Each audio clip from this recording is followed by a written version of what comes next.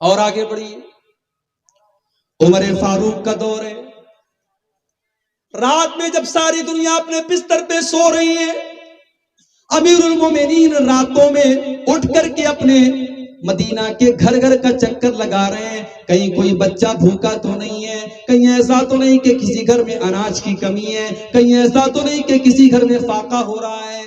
ساری دنیا آرام سے سو رہی ہے اور امیر المومنین حضرت عمر فاروق مدینہ کا گشت لگا رہے ہیں، مدینہ کا چکر لگا رہے ہیں۔ ایک دن گشت کر رہے تھے، اچانک ایک مکان سے آواز آئی، ماں اور بیٹی میں بات چیت ہو رہی ہے۔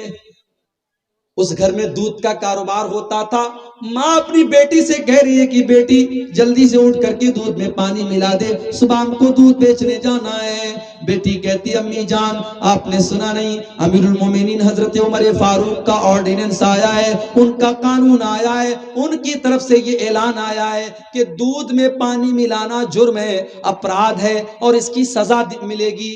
ماں نے کہا بیٹا رات کا سناٹا ہے، عمر اپنے گھر میں آرام سے لیٹا ہوگا، تو کیا عمر کی بات کر رہی ہے، جلدی سے اٹھ کے دودھ میں پانی ملا دے، بحث مت کر، صبح ہم کو دودھ بیچنے جانا ہے۔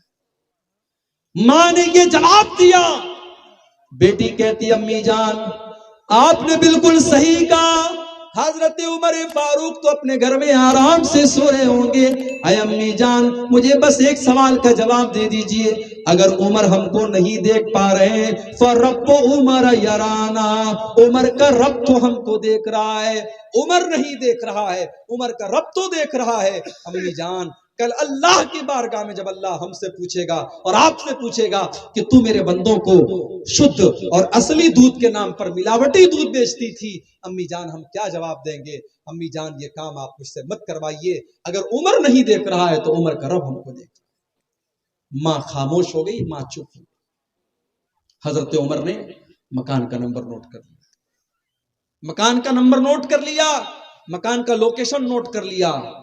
اگلے دن صبح اپنے سارے بچوں کو بلایا، اور اس پر غور کرنا، رشتہ کرنے جاتی ہیں جب ہماری مائیں اور بہنیں تو ان کو اپنے لنگور جیسے بیٹے کے لیے حور پہلے تلاش ہوتی ہے۔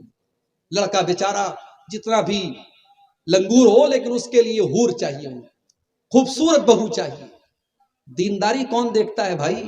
کتنی غریب بیٹیاں ہیں بیچاری جو عالمہ ہیں، دیندار ہیں، عزت دار گھرانے کی ہیں، مگر ان کے باپ کے پاس اپنے داماد کو دینے کے لیے 2 لاکھ 3 لاکھ کیش نہیں ہے، 4 ویلر اور 2 ویلر دینے کی طاقت نہیں ہے۔ غریب باپ کی بیٹیاں آج جوانی کی دہلیز کو پار کر رہی ہیں، کیوں؟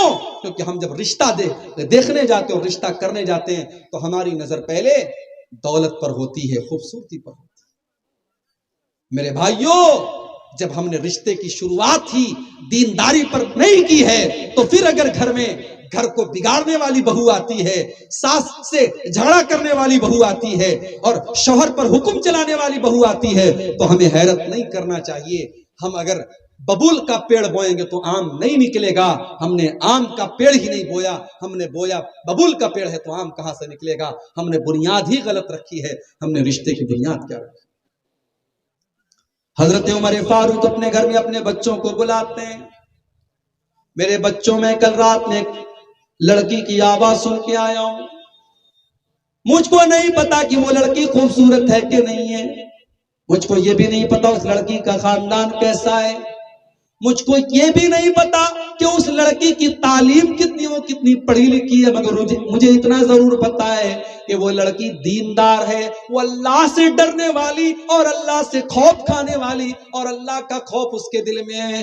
میرے بچوں میں اس لڑکی سے مل کر اس لڑکی کی آواز سن کر کے آیا ہوں جو اپنی ماں سے کہتی ہے کہ اگر عمر نہیں دیکھ رہا ہے تو عمر کا رب ہم کو دیکھ رہا ہے، اور میں اس لڑکی کو اپنے گھر کی بہو بنانا چاہتا ہوں۔ اب تم بتاؤ تمہیں کون اس سے شادی کرے گا؟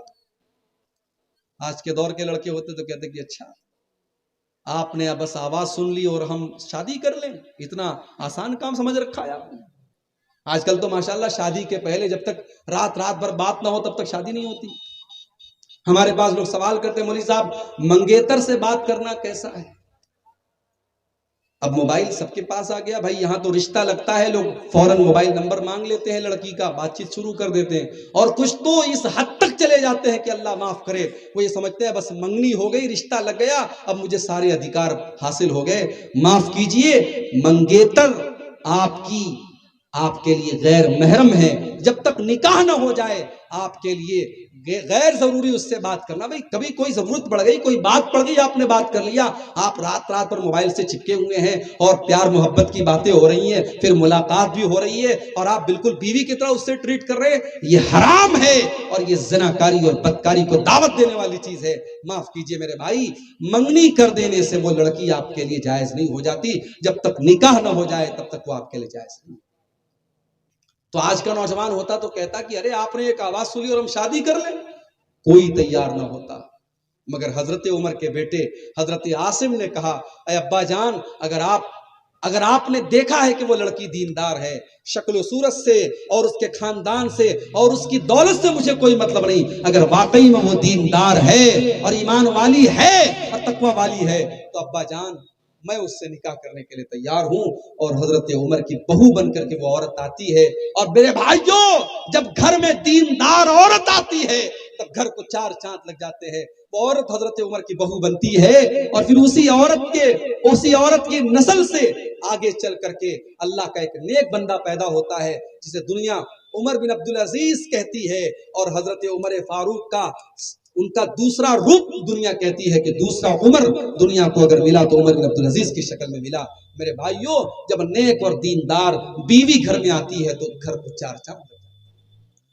اسی لیے اللہ کے نبی سے پوچھا گیا کہ سب سے بہترین عورت کون سی ہے, سب سے اچھی عورت کون سی ہے؟